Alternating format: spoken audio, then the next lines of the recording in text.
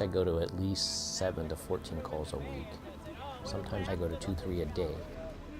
I do 1 or 2 shifts a week, which can be anywhere from 8 to 12 hours. It is very strenuous, hard work at times. You know, you can go periods where you're working straight for 3, 4 hours. You know, hard, demanding, you know, mentally, physically, and just everything.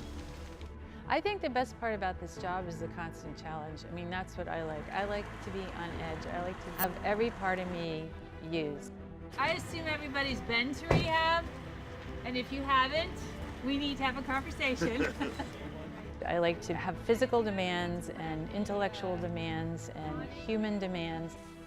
It's very time demanding, just meeting your drill requirements depending on how many different things you do. If you're an EMT and a firefighter, you know you have a minimum of at least 2 hours a week of training you're doing.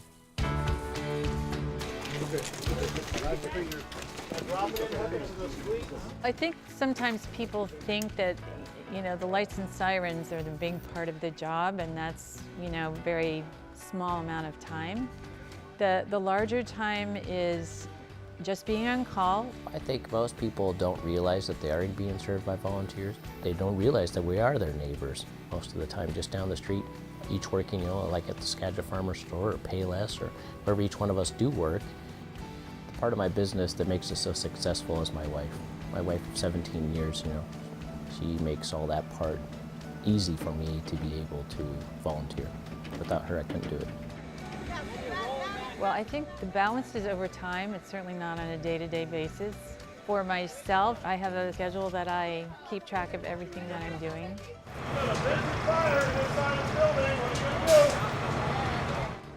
I think people don't anticipate when they join that it's going to be that demanding, because it is demanding. It's demanding emotionally, it's demanding physically, it's demanding time-wise, because you have to stay trained to do this work. And you have to be able to give a certain amount of hours every week so you can be part of your community in this way.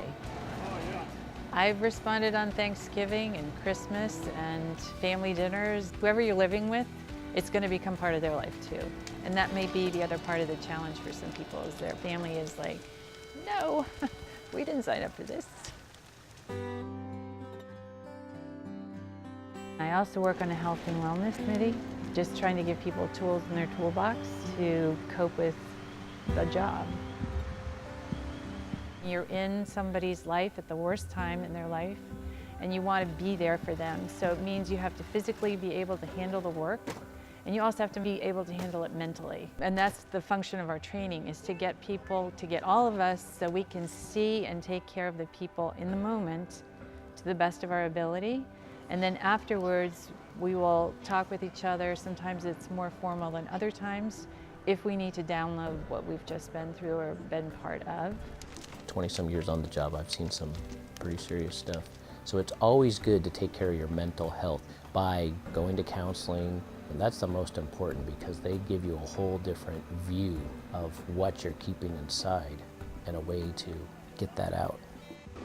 The earlier you do it, the less likely you're to have more involved tension and putting it down inside and just tucking it away and never saying anything about it. And at some point it's going to come back to really hurt you. The goal is to do the job well and handle it, but not in a way that you're separating yourself from another human being.